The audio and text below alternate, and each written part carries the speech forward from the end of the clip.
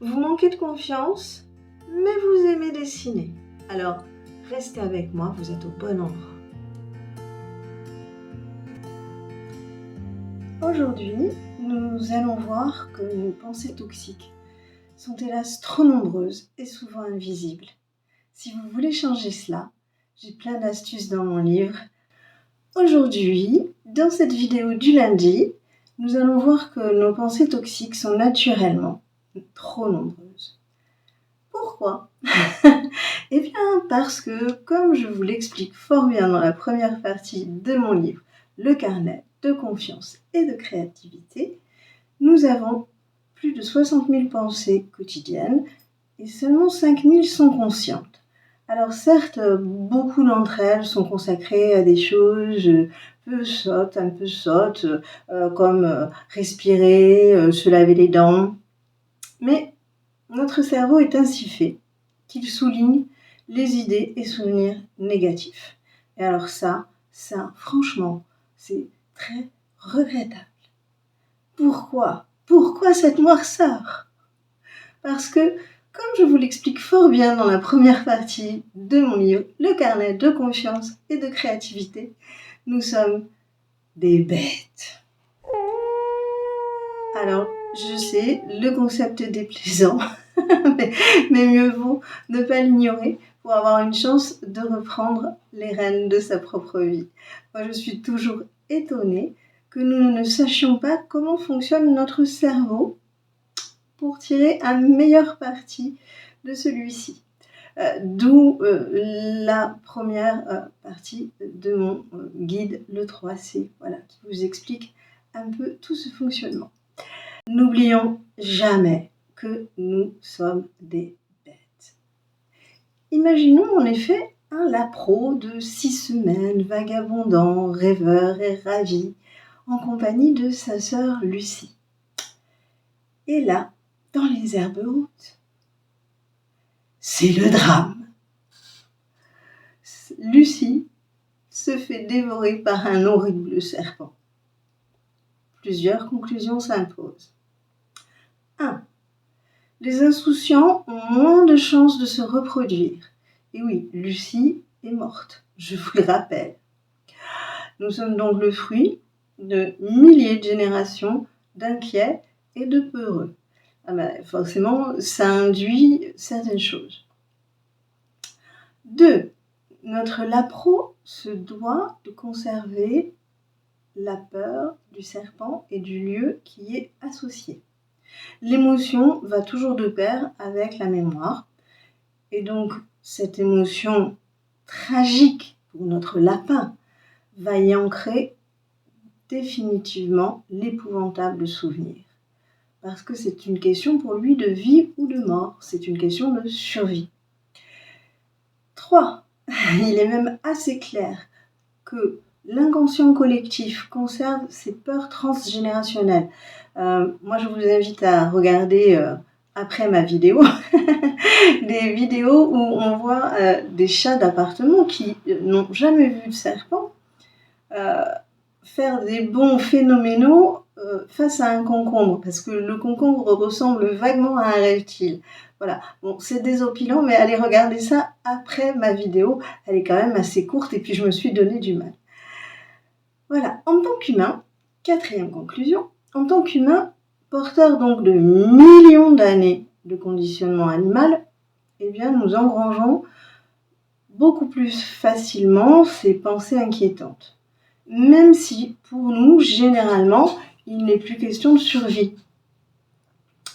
Un simple collaborateur vous regardant de travers peut couler votre journée. Donc les conséquences de ce biais négatif, c'est que 8 de vos pensées sur 10 en moyenne sont néfastes ou anxieuses. En tout cas chez la majorité d'entre nous. À part quelques bénis, quelques réjouis, mais c'est rare. Généralement, naturellement, c'est comme ça. C'est le fruit d'une évolution.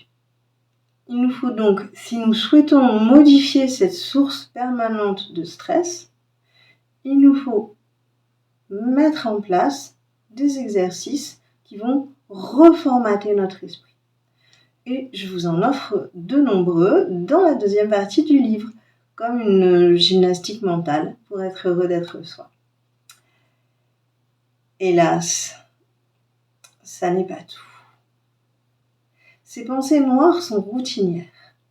Elles se répètent parfois, sournoisement, depuis l'enfance. Car notre cerveau, en plus d'avoir une attitude et une attirance pour le côté obscur de la force, pour le côté obscur des faits, notre cerveau est paresseux.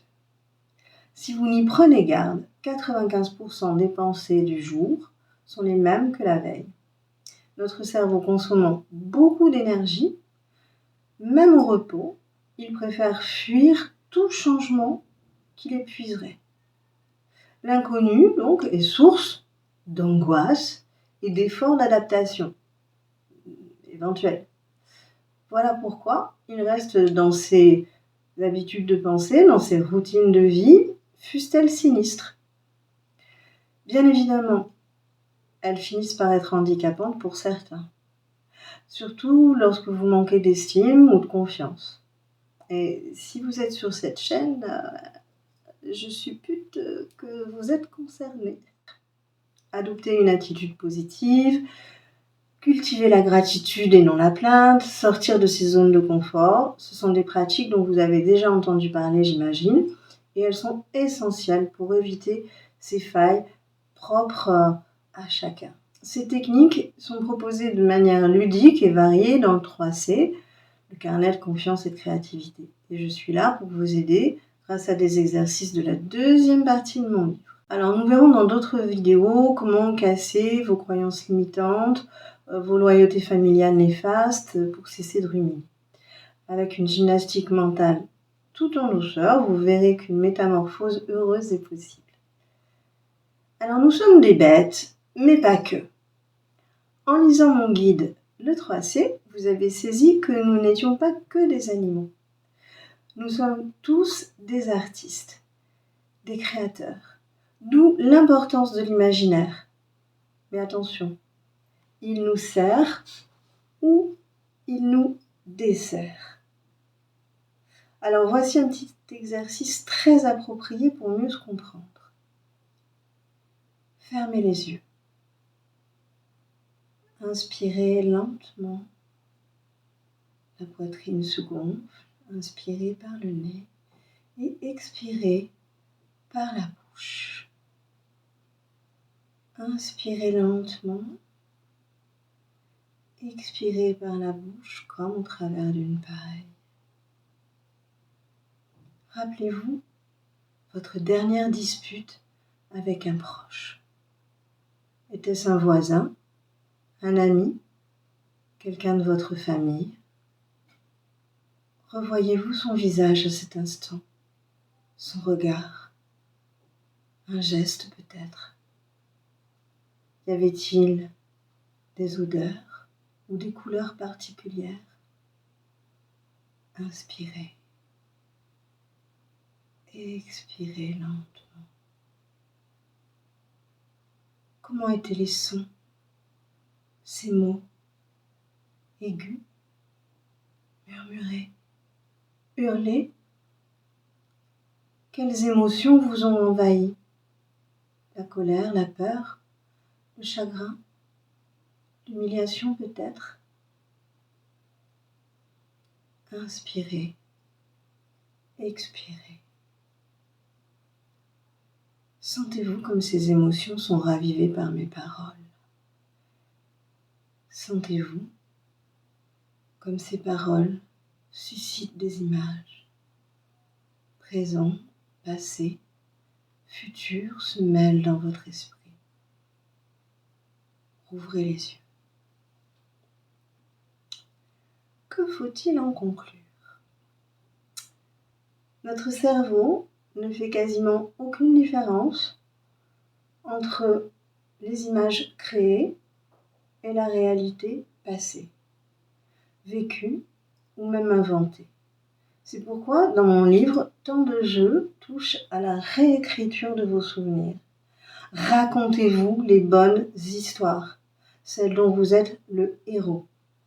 celle qui vous montre que vous avez été résilient, que vous n'êtes plus le petit enfant fragile, ignorant, dépendant, celle qui vous montre que vous êtes capable de vous dépasser, de sortir d'expérience. Vous avez vécu des choses difficiles, comme tout le monde, peut-être plus que tout le monde, mais vous êtes là.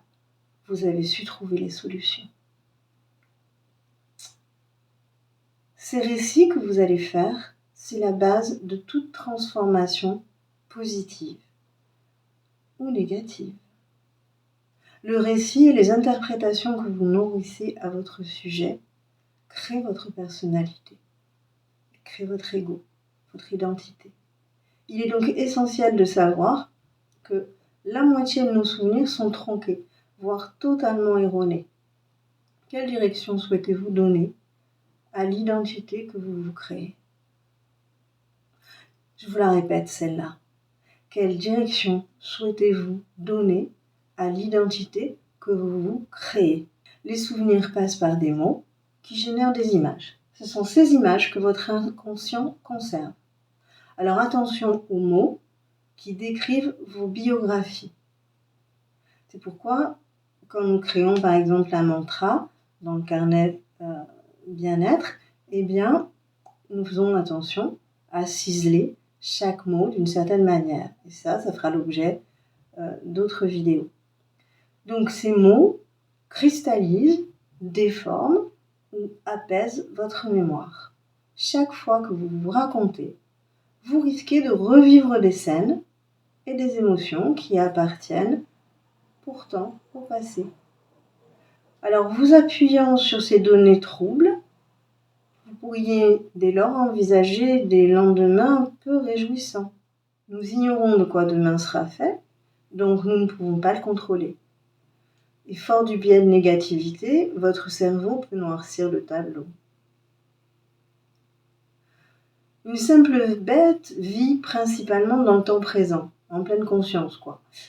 Le lapro, lui, retournera folâtrer dans des lieux plus sécures, tandis que l'humain, doté de la parole et d'une pensée plus aboutie, l'humain ressassera un passé douloureux où il craindra pour son futur. Il pourra imaginer d'autres issues fatales à une situation, même si cette situation n'était pas mortelle, même si cette situation n'était qu'inconfortable, même si aucun péril, donc, ne menaçait. Et notre société anxiogène, les médias, se chargent de nous fournir matière à bien des inquiétudes. Notre esprit craintif doit être canalisé avant d'être emporté par égarement. L'écriture est un moyen puissant pour ne pas laisser déraper cet esprit. Grâce à l'écriture, grâce à votre journal, vous pouvez tirer le meilleur parti des expériences de votre vie. Nous pourrons également nous projeter dans des visualisations dynamisantes et joyeuses pour l'avenir. Toute transformation effrayant notre esprit primitif, la tenue d'un journal créatif est un rendez-vous stimulant. Le dessin, la peinture, les collages dans votre bullet journal vous offriront l'équivalent d'une belle méditation, loin de la rumination, avec des résultats visibles et gratifiants. Voilà pourquoi le 3C est une méthode idéale pour gagner en confiance, en estime et en talent. Évidemment, nous reverrons plus de choses sur les autres vidéos. Nous verrons aussi si nous sommes en lien pendant des directs ou sur des séances de stages, de cours. Et nous échangerons davantage. Nous verrons vos travaux également sur la page Facebook du carnet créatif. C'est une page privée, certes, mais vous pouvez mettre vos exemples si vous le souhaitez et échanger avec la communauté. Voilà, je vous souhaite de très belles créations, une très belle rencontre avec vous-même et une métamorphose heureuse avec votre journal intime de confiance en soi.